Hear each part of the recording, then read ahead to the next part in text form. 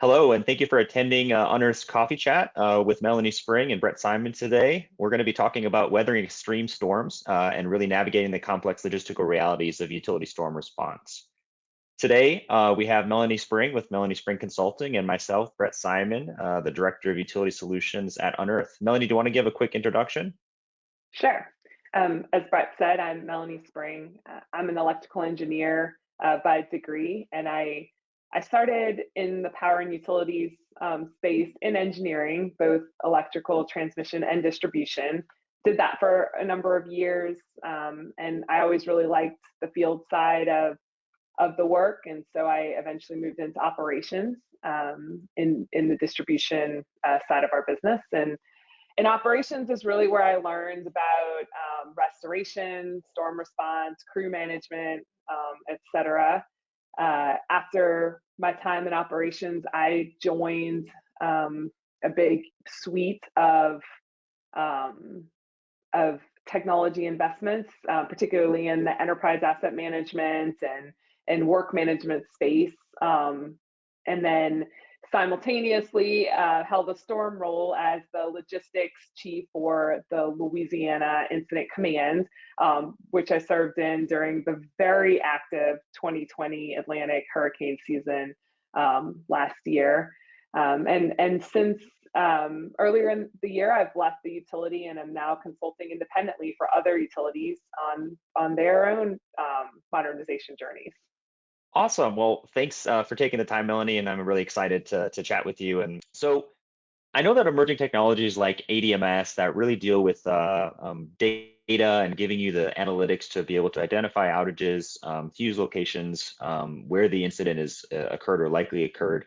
But a lot of these tools are geared for blue sky or small number of outages where data can still be used because the infrastructure is still functioning and you can tell where lines are energized and de-energized. But when you start talking about large events, where maybe a substation breaker trips or large amounts of devastation occur across the utility, the processes and procedures change, and a lot of times utilities resort to tactics and processes that are decades in the making because they work. However, this does present a lot of challenges from a logistics standpoint, efficiency standpoint, and ultimately from a customer experience standpoint. So, Melanie, what would you describe these utilities' typical storm response in these large types of events? Yeah, so I guess, to start, no matter how much you prepare and how much you drill, no two storms are alike.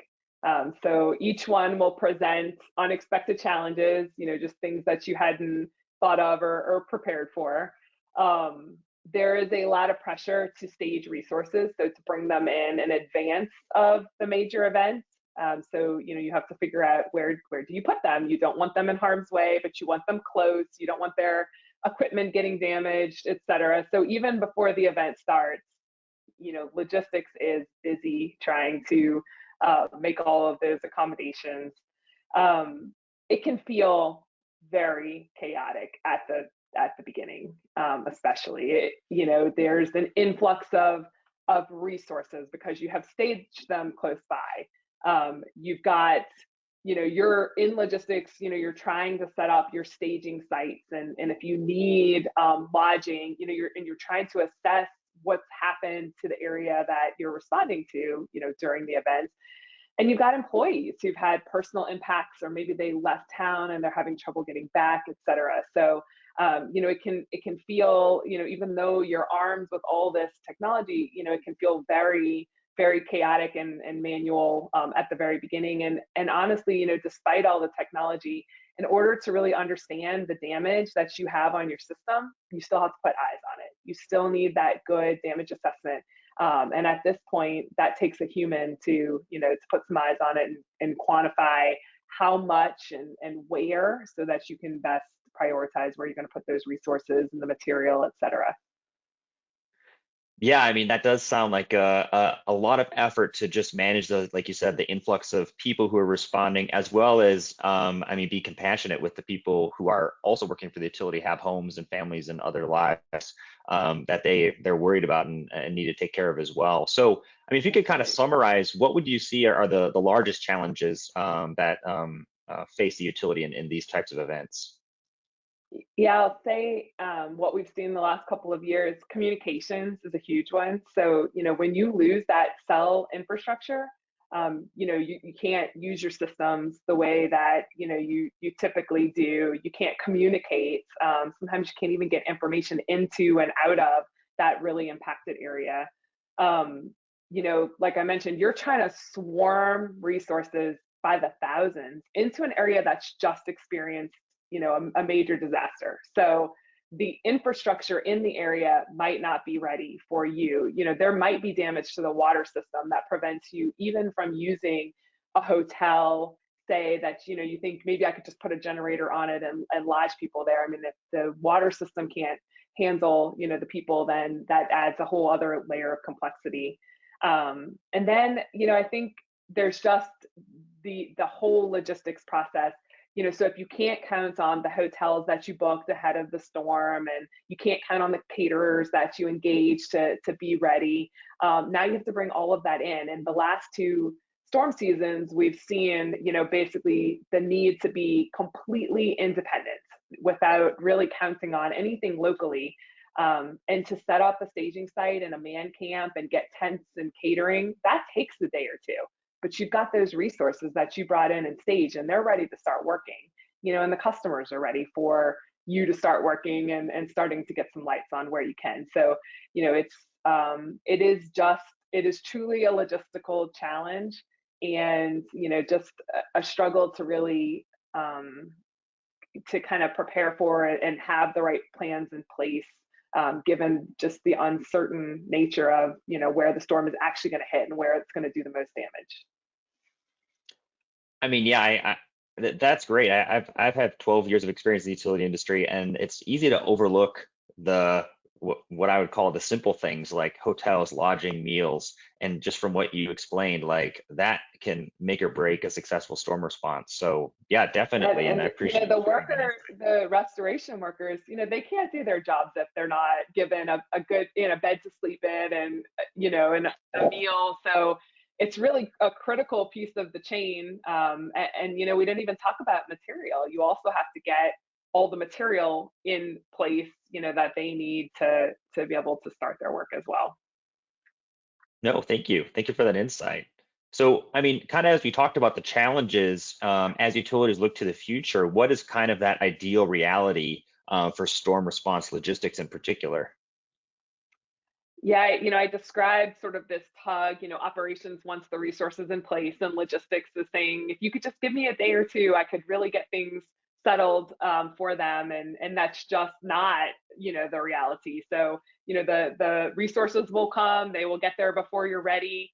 The biggest the biggest need that logistics really has is communication. So you need communications on who, which resources you have, when are they arriving, where are they coming from. You need information on what's getting restored. Are we going to pick up a big area full of hotels that I can count on tomorrow or the next day? You need information from the city or the town, the municipality. When is water going to be restored? What about communications, et cetera? So, you have all of that.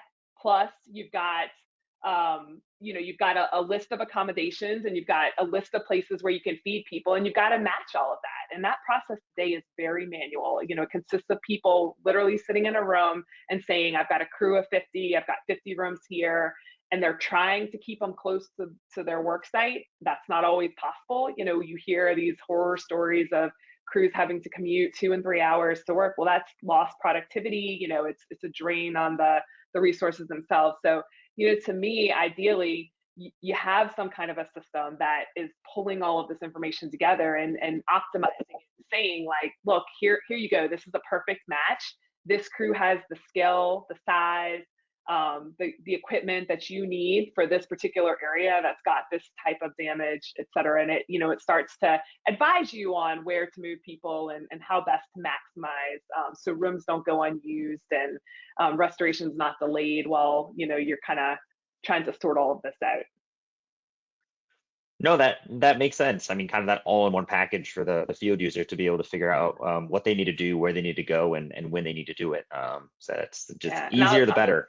yeah, and on the non-technology side, you can't set up all of these camps and these sites, and you can't really activate that stuff until after the storm passes, because you don't want to set it up and risk it being damaged, and you also don't always know, no matter how many models you run, it's always kind of a last minute, where is the biggest area of impact. So I think even just the ability to spin that stuff up more quickly, more efficiently, and get those little mini cities going. I guess if the trend continues, we can expect these major hurricanes and a lot of devastation, and just the inability for the local infrastructure to support the thousands of resources that the utilities are planning on bringing in, storm after storm.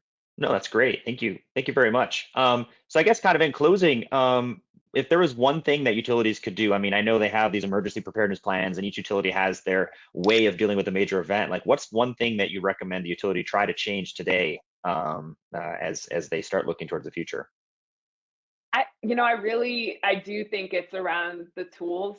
Storms are not a large percentage of the work that you do. And so, you make investments in, as you mentioned, Brett, all of your blue sky or, smaller events, tools, and storms kind of get forgotten, but they're so important when they hit.